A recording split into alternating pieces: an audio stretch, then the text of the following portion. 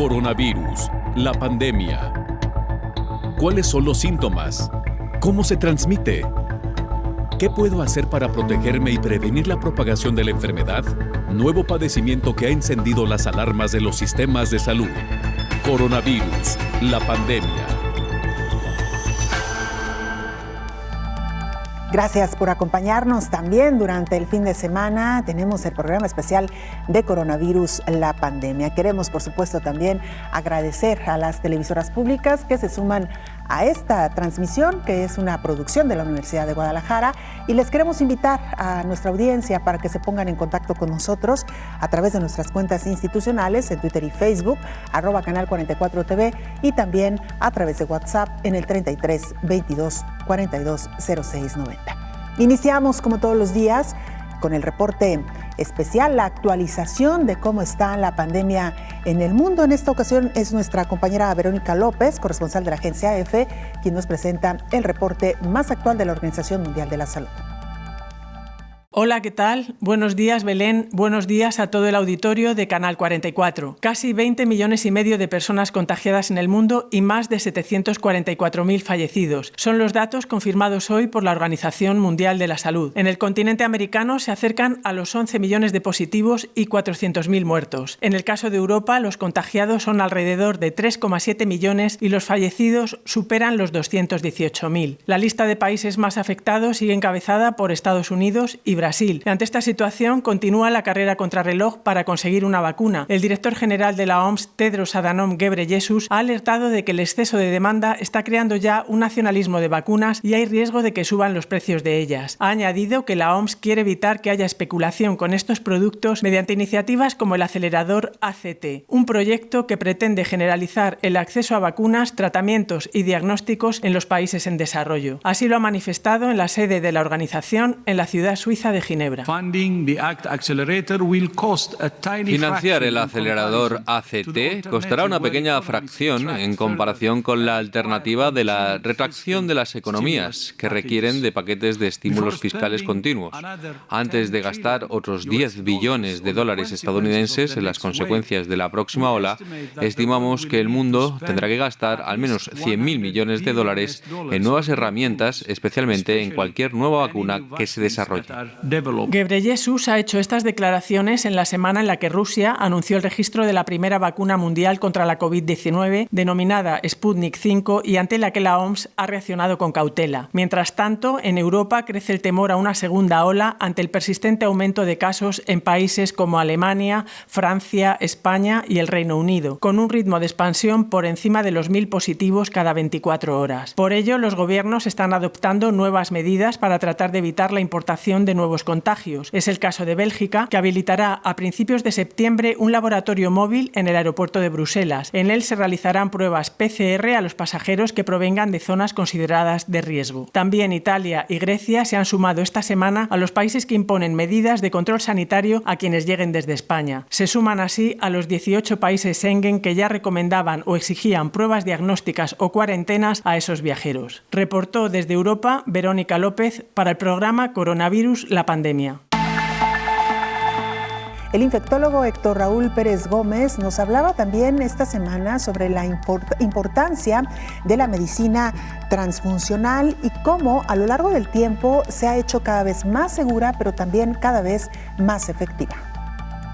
Es el área de la medicina que estudia todo lo relativo a transfusión sanguínea, a transfusión de sangre y sus derivados o hemoderivados, todos los aspectos científicos, técnicos, los avances tecnológicos para poder realizar transfusión de sangre o hemoderivados de manera más eficiente, más eficaz y más segura particularmente.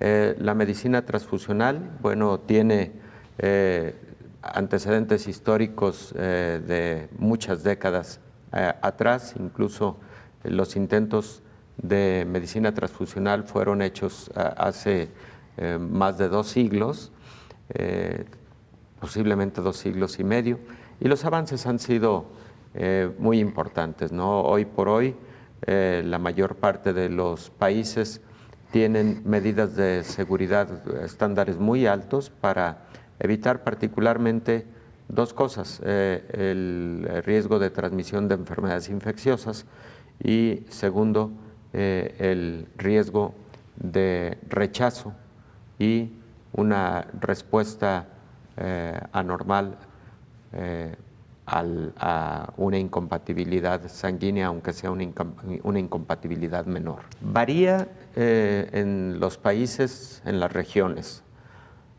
Por ejemplo, para el caso de México, solo el 10% de las donaciones sanguíneas se dan en condición de donación voluntaria.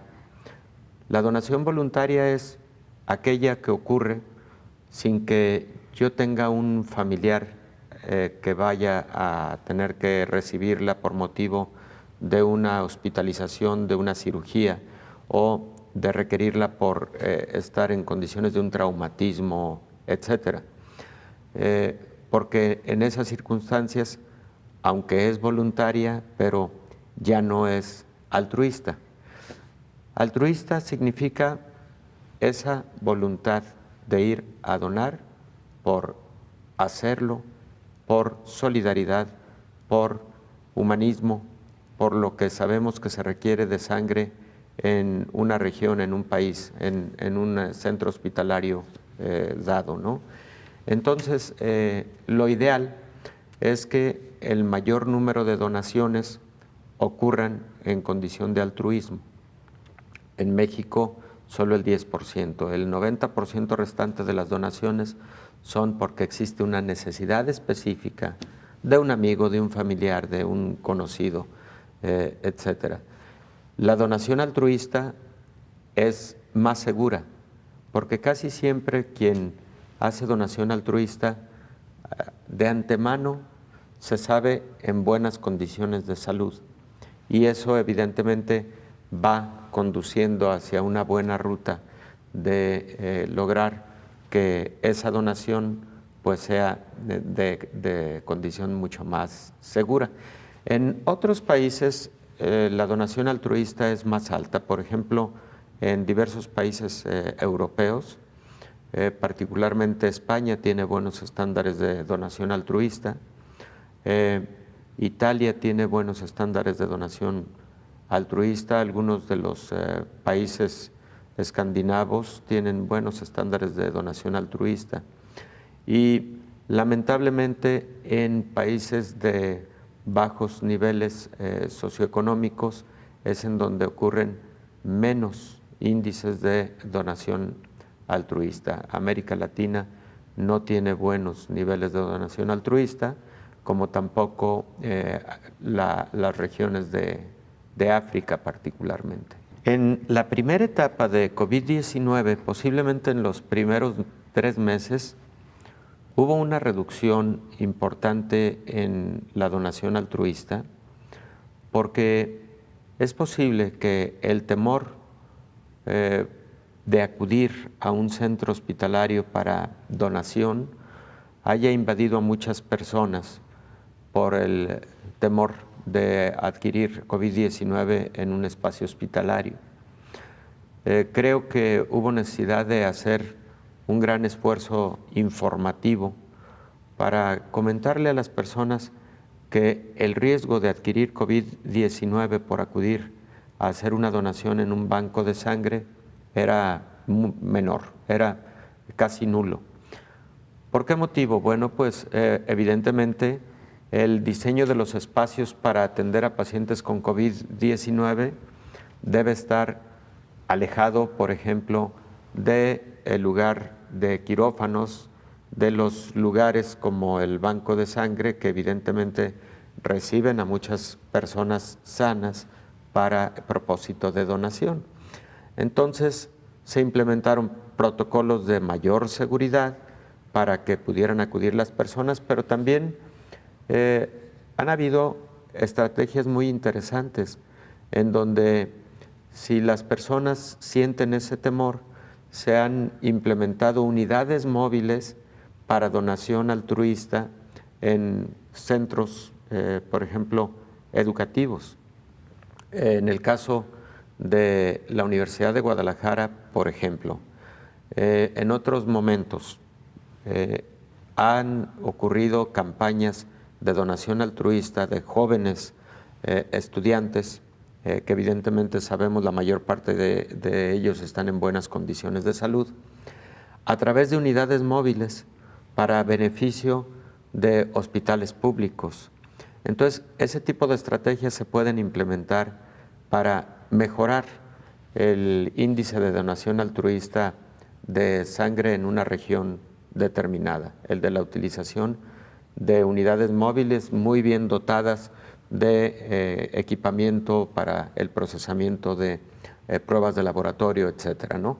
Entonces, pero por otro lado, Belén, si estamos hablando de una reducción en la donación sanguínea, también por otro lado, es posible que se haya incrementado la necesidad de sangre y hemoderivados como producto de más hospitalizaciones por pacientes con COVID.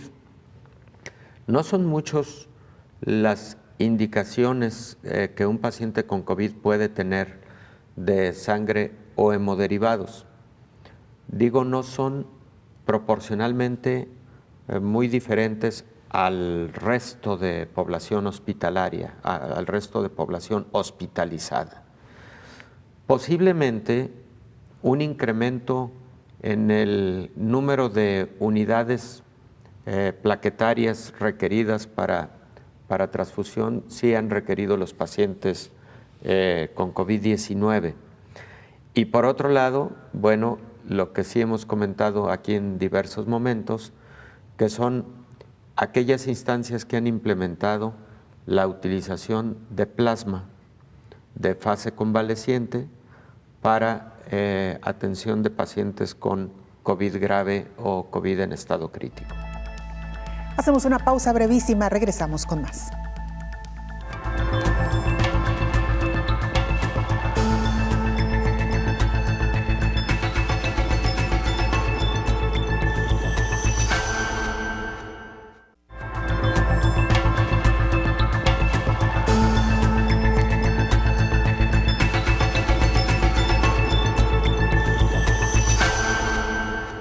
Vamos ahora a Rusia, un país que sorprendía al mundo en este inicio de semana cuando anunciaba que cuenta ya con un procedimiento muy avanzado para contar con una vacuna contra COVID-19. Nuestro compañero Ignacio Ortega, corresponsal de la agencia EFE en Rusia, nos informa. Hola, ¿qué tal? Buenos días, Belén. Y buenos días, por supuesto, a todo el auditorio del canal 44. Le llaman la vacuna de Putin. Y es que fue el jefe del Kremlin el encargado de anunciar que Rusia había registrado la primera vacuna contra la COVID-19. Como era de esperar, teniendo en cuenta que más de 700.000 personas ya han muerto de coronavirus, la noticia ocupó las portadas de todo el mundo. No era para menos, Putin ha ganado la batalla propagandística. El nombre elegido, Sputnik, el del primer satélite artificial de la historia, lanzado por la Unión Soviética en 1957, lo dice todo. Nos encontramos actualmente en una carrera similar a la espacial, en la que ahora compiten Rusia, China y las grandes potencias occidentales. Pero según pasan las horas surgen muchas preguntas. Sabemos que Rusia desarrolló la vacuna sobre la base de los estudios contra el ébola y que requiere 2 dosis, la segunda 21 días después de la primera. Lo que genera más dudas, especialmente a la Organización Mundial de la Salud y a Estados Unidos, es que se registre la vacuna sin haber completado la tercera fase, es decir, los ensayos clínicos en miles de personas. Hasta el momento los ensayos clínicos de la vacuna rusa se limitan a unas pocas decenas de personas, incluido la hija de Putin. La Organización Mundial de la Salud pidió cautela a Rusia, que insiste por su parte que no se ha saltado ningún plazo y que la vacuna es segura y eficaz. Las dudas provienen también de expertos y organizaciones de América Latina, donde según las autoridades rusas se producirá la vacuna. Brasil y Cuba parecen en estos momentos los candidatos mejor colocados para ello. Reportó desde Rusia Ignacio Ortega, para el programa Coronavirus, la pandemia. El infectólogo Héctor Raúl Pérez Gómez nos explicaba también en qué consiste la fase de plasma convaleciente como tratamiento para enfermedades infecciosas como COVID-19. La sangre está compuesta por componentes celulares, los glóbulos rojos, los glóbulos blancos, las plaquetas y el plasma.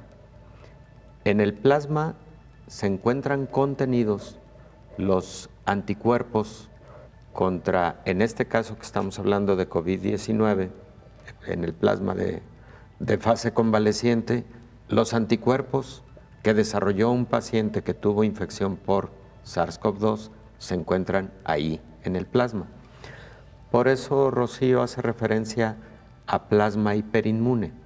Es ese plasma que tiene un alto contenido de anticuerpos contra cierto patógeno. Porque esta estrategia no ha sido solamente para COVID-19, se ha utilizado para muchas otras enfermedades infecciosas. Se utilizó para SARS, para MERS, se ha utilizado para influenza, para ébola, por ejemplo, ¿no? Entonces, ¿qué es lo que interesa de ese plasma? Los anticuerpos contenidos ahí.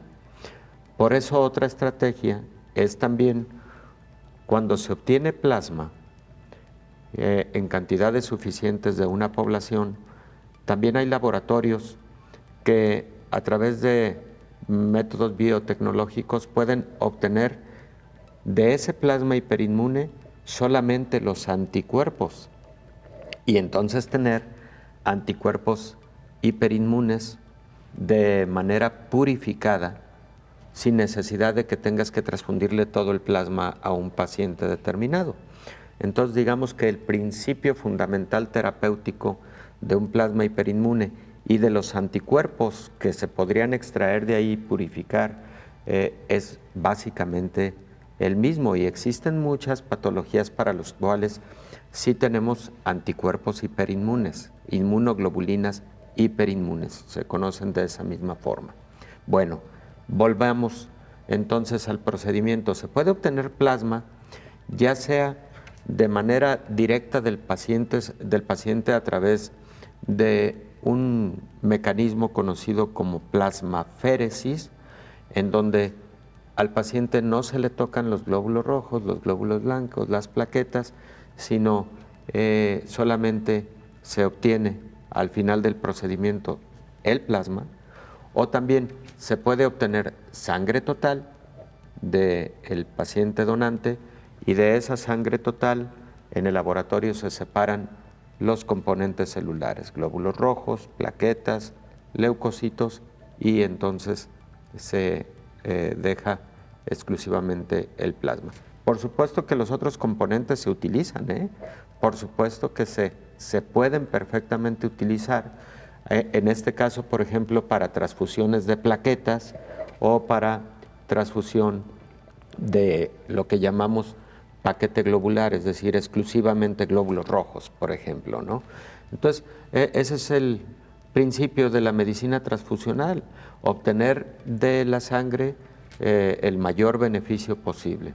Y ese mecanismo es el mecanismo por el cual se obtiene el plasma, que puede ser útil a pacientes graves con COVID-19. La mayor parte de protocolos utilizando plasma convaleciente han sido positivos. Todavía hay muchos protocolos en estudio en estos momentos, como el que tiene, por ejemplo, el Instituto Mexicano del Seguro Social aquí en México, pero en todo el mundo están corriendo ensayos clínicos con el uso de plasma de fase convaleciente. Lo que pasa es que son ensayos que se han diseñado de diferente manera. Por ejemplo, no es lo mismo obtener el plasma convaleciente de alguien que tuvo COVID-19 y que a los 28 días de haberse resuelto perfectamente la enfermedad, se obtiene su plasma convaleciente, a alguien de quien se obtiene solamente 14 días después. ¿Por qué? Por los niveles de anticuerpos que posiblemente puede tener uno u otro, o plasma convaleciente de semanas después también. ¿Cuándo se encuentran más anticuerpos, doctor? ¿En qué etapa? Probablemente al mes. Sobre todo anticuerpos de tipo IgG. Es posible que al mes de iniciada la infección se presenten los títulos más altos de anticuerpos IgG. Se tienen que reunir dos preceptos fundamentales. El primero es asegurar que el paciente que tuvo COVID se encuentra ya completamente libre de enfermedad. completamente recuperado, que ha transcurrido el tiempo suficiente, pero además asegurando que lo más probable es que ya no existe ninguna partícula viral, incluso en la sangre del paciente que se recuperó, haciendo la siguiente aclaración, Belén, y dejándola muy, muy clara. El paciente con COVID-19 casi no hace periodos de viremia, es decir, la presencia del virus en la sangre. Este virus habitualmente trabaja fijo en los tejidos corporales, a diferencia de otros virus que son predominantemente sanguíneos, se ubican principalmente a nivel sanguíneo. ¿Como VIH? Por ejemplo, VIH tiene fases virémicas muy importantes.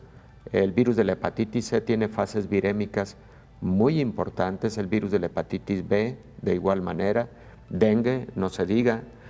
Son virus, digamos que, muy hematogénicos, ¿no?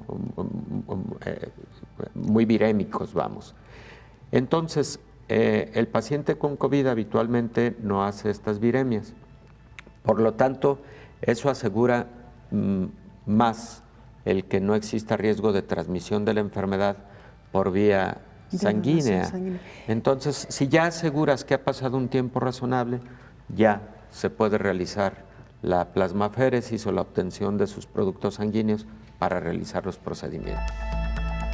Ecuador poco a poco se recupera de esta época muy gris que vivieron al inicio de la pandemia de COVID-19. Poco a poco han entrado en una fase de control. Sus estadísticas, sus números cada vez son mejores, es decir, hay menos número de contagios y también de víctimas mortales. Nuestro compañero Jorge Largo, periodista del Correo Diario, nos informa. Ya supera Guayaquil con alrededor de 4.315 casos positivos. Es decir, actualmente la capital de los ecuatorianos tiene una cifra de 15.275 casos confirmados, mientras que Guayaquil, que fue el epicentro de la pandemia en meses atrás, registra alrededor de 17.936 casos. Lamentablemente hay un registro de 5.951 personas fallecidas en el Ecuador. Son cifras que las está manejando el Comité de Operaciones de Emergencia de nuestro país, conjuntamente con el Ministerio de Salud Pública, y todo está volviendo ya a la normalidad, a la nueva normalidad, como se ha denominado. Se están armando ya los protocolos específicos, protocolos de bioseguridad, para ir reanudando ciertas actividades, sobre todo en el tema productivo. Este fin de semana se realizó un feriado en el Ecuador, el feriado del 10 de agosto como primer circuito de independencia, y el Comité de Operaciones de Emergencia había levantado la restricción a 12 playas ecuatorianas que fueron autorizadas para abrir a los turistas. Todo esto con opiniones a favor y otras en contra. De igual forma se están analizando ciertos parámetros técnicos para ir habilitando y rehabilitando el sector turístico que está muy delicado acá en nuestro país. Y hoy, en la mañana, pues nuevamente el tema de la corrupción en el Ecuador está tan latente, muy latente, que por segunda ocasión el exmandatario Abdalá Bucaram fue retenido en esta mañana para iniciar investigaciones por el fallecimiento de un israelita que sus declaraciones indicaba que estaba vendiendo insumos a uno de los hijos del exmandatario. Esta es la situación que está viviendo nuestro país, estimada Belén. Los entes de la justicia ecuatoriana y el gobierno nacional están actuando de manera prolija en esta situación para ir acabando con un poco de la corrupción, que es lo que también se ha vivido lamentablemente en nuestro país, con el sobreprecio de insumos, compra de equipos, con el tema de los hospitales, que también ha golpeado mucho al Ecuador. Una pausa breve, regresamos con más.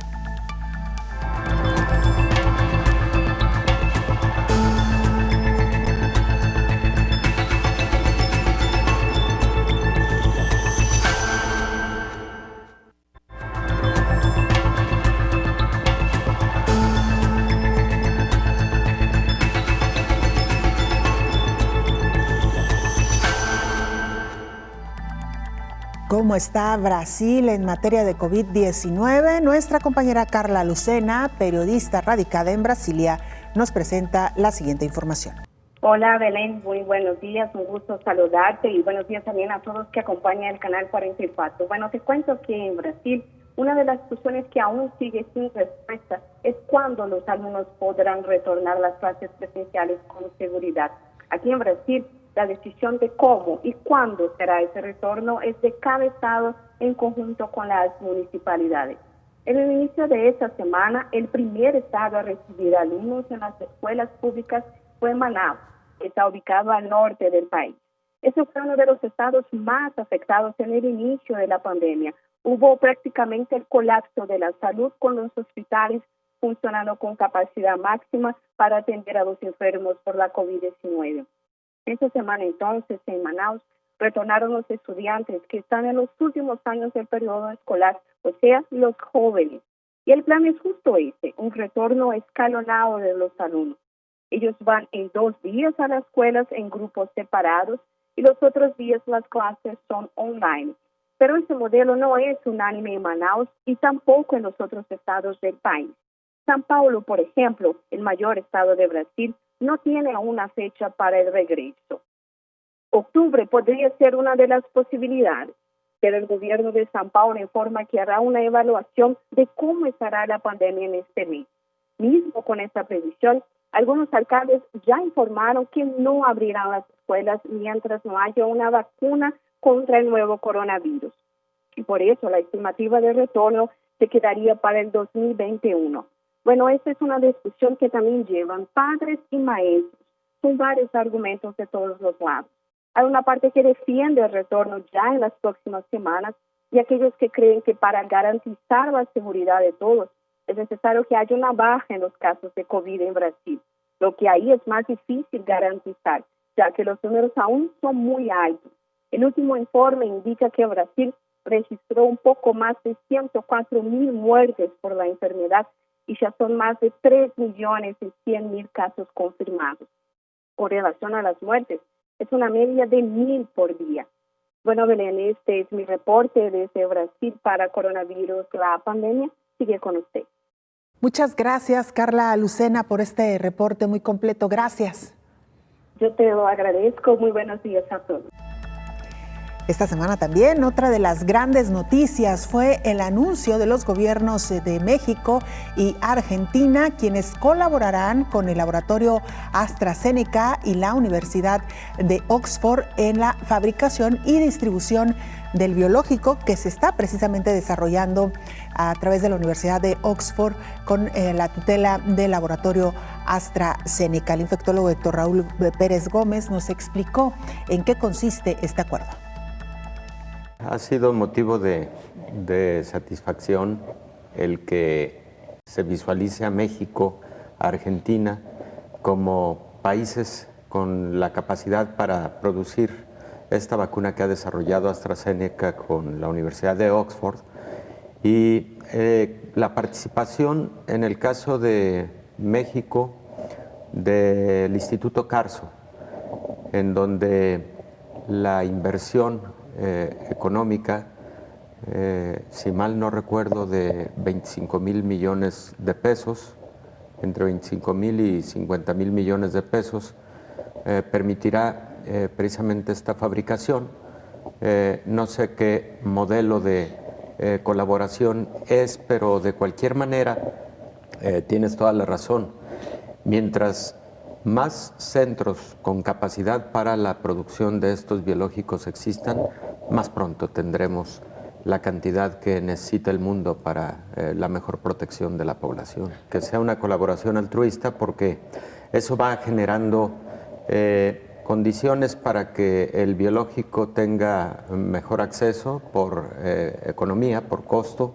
Y por otro lado, Belén, sí es frecuente que existan este tipo de colaboraciones. ¿Qué se requiere? Se requiere que en los países exista infraestructura biotecnológica para poder desarrollar, no desarrollar solamente, sino ya fabricar este tipo de productos farmacéuticos o vacunas.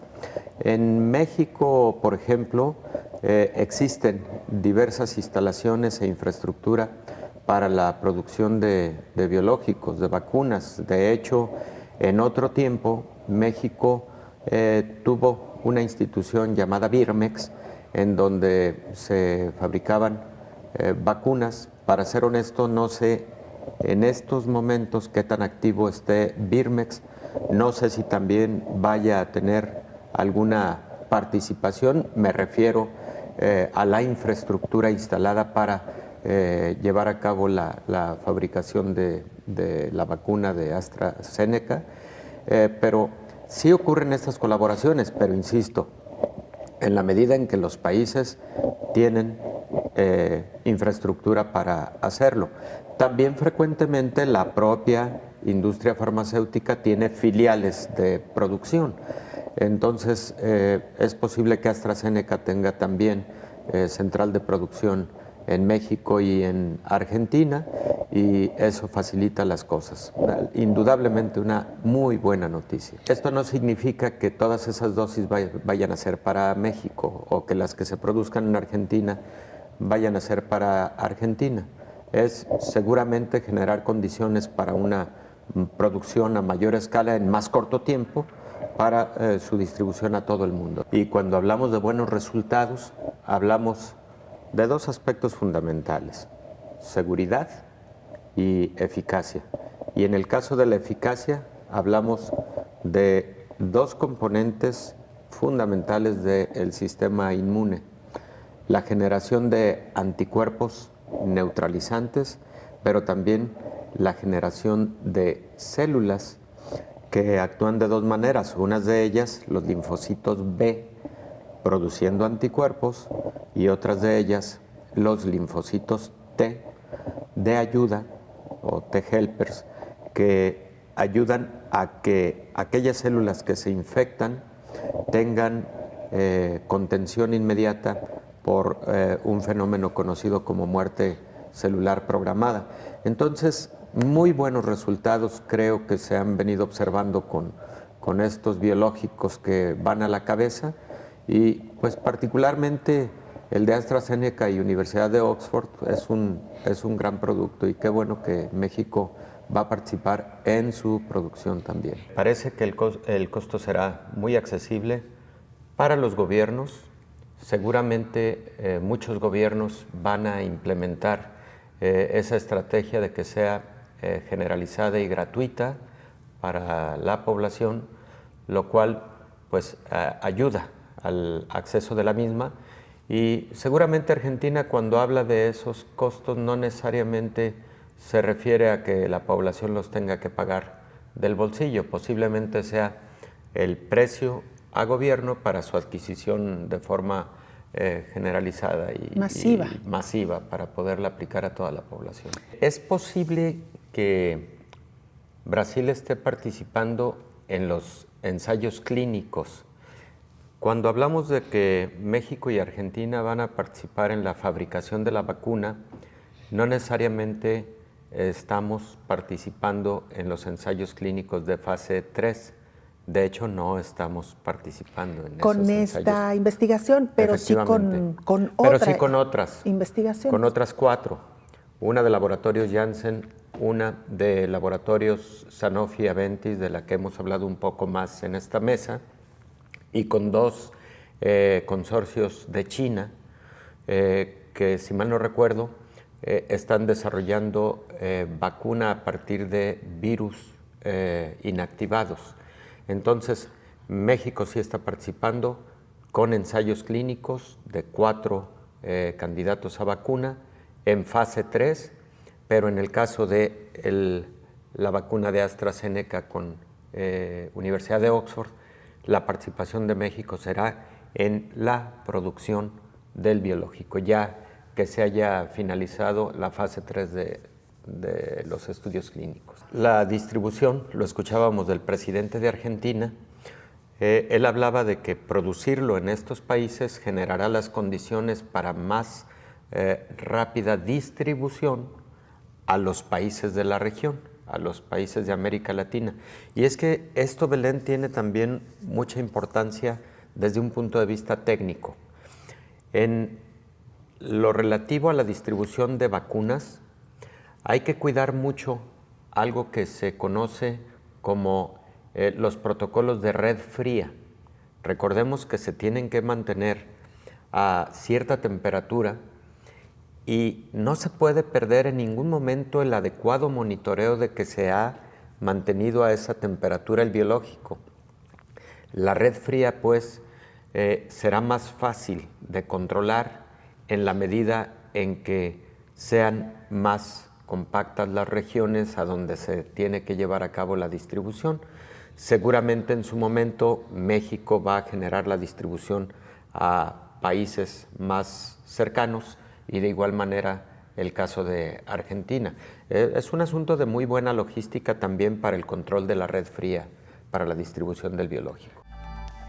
Vamos a Guatemala. Nuestro compañero Javier Corleto, coordinador general de TV USAC, la televisora pública de la Universidad de San Carlos, nos presenta el siguiente reporte. Qué gusto volver a saludarlos desde la ciudad de Guatemala, especialmente un saludo para ti, Belén, y para la audiencia del Canal 44. El presidente de Guatemala, Alejandro Yamatei, ordenó el 27 de julio el cese del confinamiento impuesto el 15 de marzo, el cual fue organizado mediante el actual sistema de alertas que cambiará cada 15 días con base al número de contagios. Esta nueva modalidad representó por primera vez en muchos meses el inicio de operaciones de restaurantes, centros comerciales, iglesias y el transporte público. Las disposiciones presidenciales están vigentes. Continúa el plan semáforo, donde los departamentos con menos contagios podrán ir regresando a sus actividades según el número de contagios. En total, 169 municipios se ubican en rojo, 100 en naranja y 71 en amarillo. El país no permanece cerrado sábado y domingo como antes. Asimismo, no hay restricción de número de placa para circulación de vehículos particulares. El toque de queda es de 9 de la noche a 4 de la mañana del siguiente día. Una parte del transporte público trabaja al 50% siguiendo las medidas sanitarias. El presidente también se refirió a que en el encamamiento de pacientes de coronavirus ha ido disminuyendo de forma gradual en los hospitales públicos, por lo que se puede observar que la ocupación llega al 60% principalmente de pacientes graves a moderados. La Universidad de San Carlos de Guatemala sigue aportando planes de acción y de trabajo. Estudiantes de medicina en proceso de graduación apoyan los diferentes programas en beneficio de la población guatemalteca. Las clases continuarán en forma virtual en las escuelas, institutos y universidades donde se ha implementado esta modalidad y en el resto con guías educativas. Por último, los casos de coronavirus en Guatemala suman 59.089 según las actualizaciones del tablero del Ministerio de Salud y la cantidad de decesos llega a 2.267. Los recuperados son 47.394 y los casos activos estimados son 9.428. Reportó para el programa Coronavirus La Pandemia, Javier Corleto. Abrazo fraterno. Hacemos una pausa, regresamos ya para entrar a la fase final de este programa.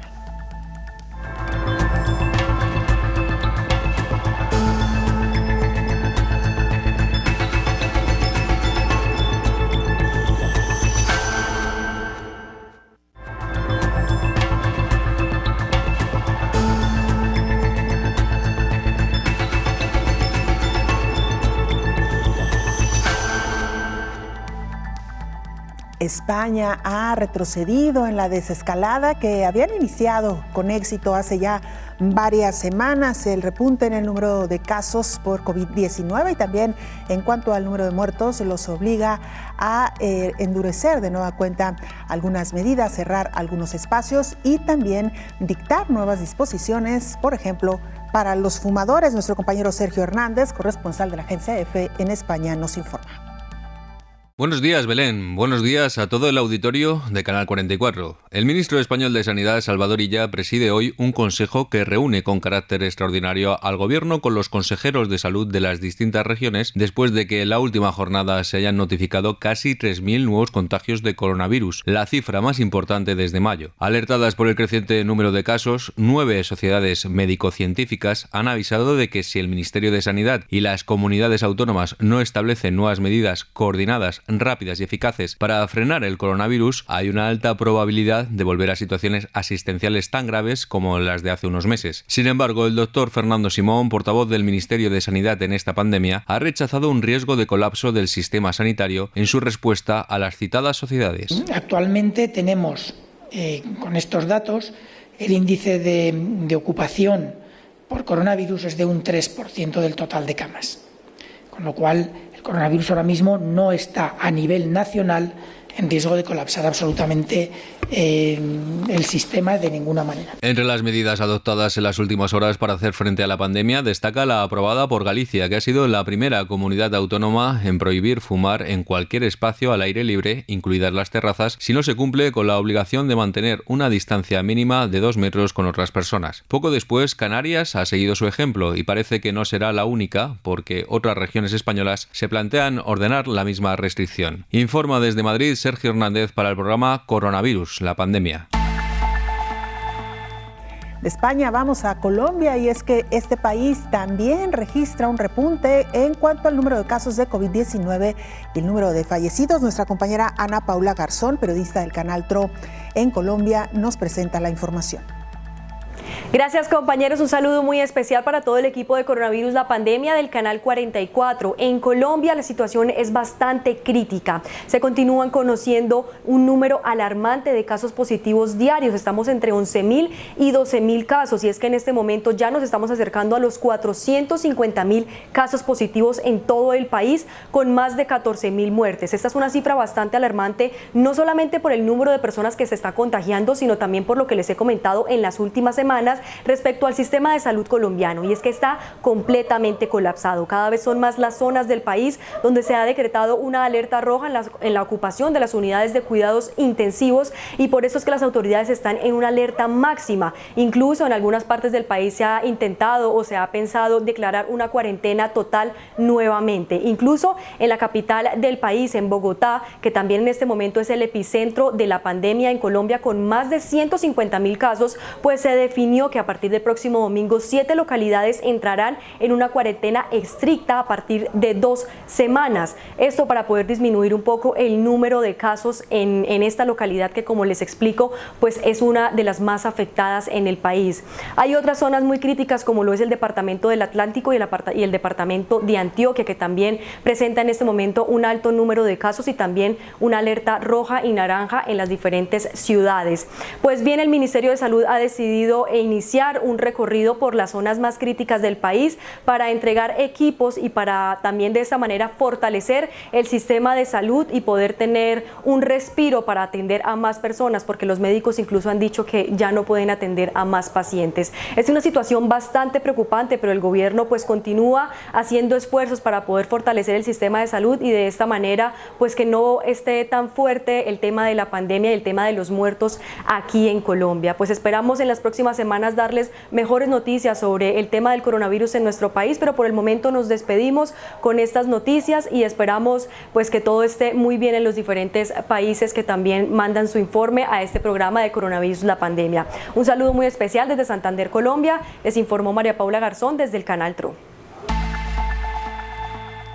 Cerramos este programa y también esta semana hablando de vacunas. El infectólogo Héctor Raúl Pérez Gómez nos explica que hasta ahora ningún biológico es 100% seguro y efectivo. La protección no llega en la mayoría de los casos al 100%. Lo escuchamos. Ninguna vacuna ofrece el 100% de eficacia. Esto hay que decirlo con mucha claridad. Particularmente el antecedente inmediato de una vacuna para enfermedades respiratorias pues es la de influenza. Por ejemplo, la vacuna contra influenza confiere una protección de alrededor del 70%. Algunas personas tienen una mejor respuesta inmune que otras. Por ejemplo, en el caso de influenza, las personas con obesidad y los adultos mayores tienden a responder menos desde el punto de vista inmunológico, con formación de menor cantidad de anticuerpos y de células de la respuesta inmune.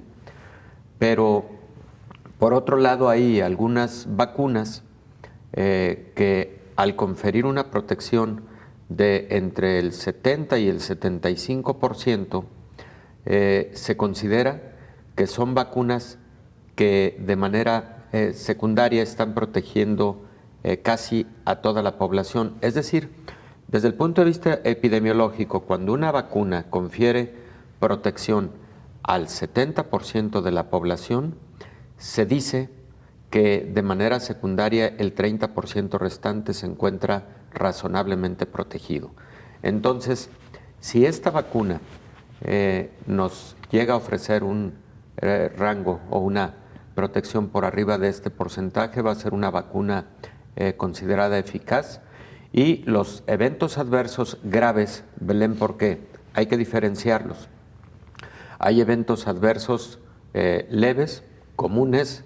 La mayor parte de las vacunas pueden tener ese tipo de efectos, como un poco de malestar en el sitio de la aplicación, algo de dolor, pero también un poco de febrícula, dolor muscular, un síndrome parecido al resfriado común, con una duración corta de solamente 24 horas. Pero estos que son eventos leves, digamos, cuentan poco para propósitos de la seguridad. No, los eventos graves. Se dice que un evento adverso menor de 1 en 1000 aplicaciones se considera que el biológico es un biológico seguro. En algunas otras vacunas han sido, por ejemplo, síndrome de Guillain-Barré. Este síndrome es causado por la propia respuesta inmune y se caracteriza por una debilidad progresiva y ascendente que inicia con las extremidades inferiores, va ascendiendo y puede llegar a ser grave, porque esa debilidad progresiva puede generar luego incapacidad de los músculos respiratorios, y hay pacientes con un síndrome de Guillain-Barré grave que pueden requerir de ventilación mecánica también. Ese es uno, pero también pueden existir fiebre muy alta y eventualmente en algunos casos convulsiones. También pueden ocurrir manifestaciones gastrointestinales significativas.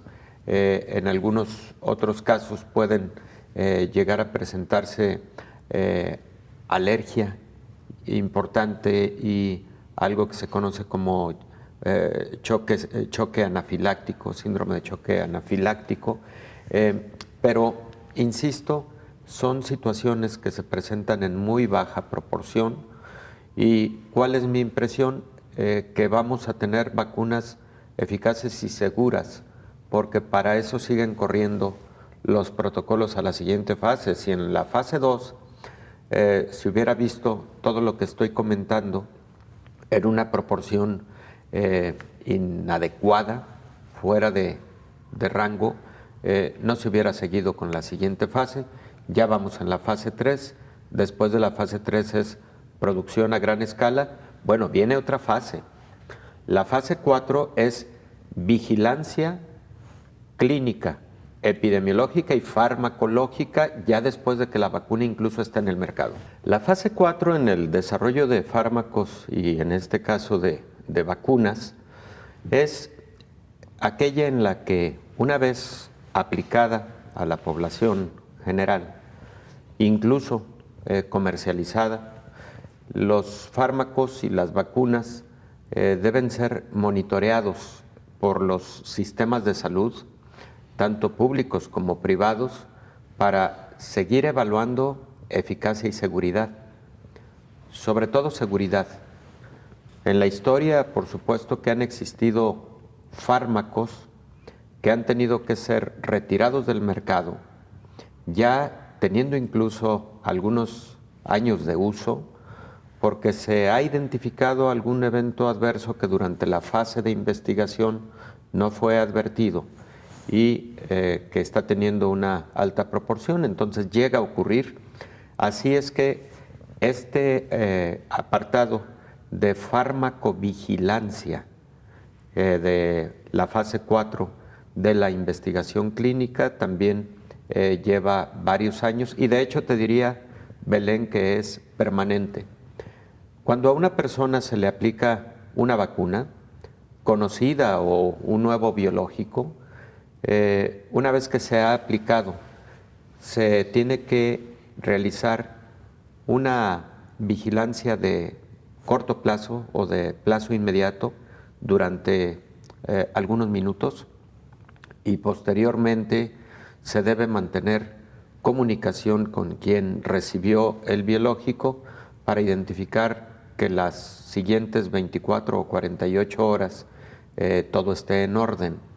Esas medidas, digamos, de mucha comunicación con el sistema de salud es lo que permite identificar este tipo de eventos adversos. Pero también el sistema de salud tiene que seguir haciendo mucha vigilancia epidemiológica, porque si tú vacunaste a una población y en esa población no se están presentando casos o brotes en los siguientes 6 meses, por ejemplo, es variable de acuerdo al tipo de vacuna, bueno, consideras que hubo una muy buena respuesta, ahora sí, de rebaño a la vacunación.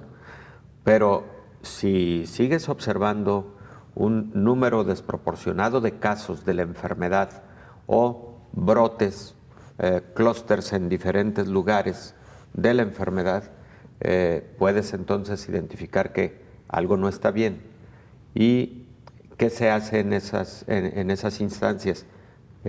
Revisar lotes, revisar bitácoras de lo que se conoce como la red fría de almacenamiento y distribución, pero también, por supuesto, se tiene que hacer una serie de análisis laboratoriales para identificar que no vaya a estar fallando algo, incluso en esa fase 4 de la vigilancia o farmacovigilancia de un nuevo producto.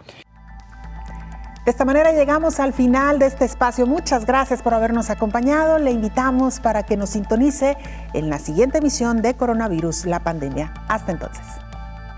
Coronavirus, la pandemia.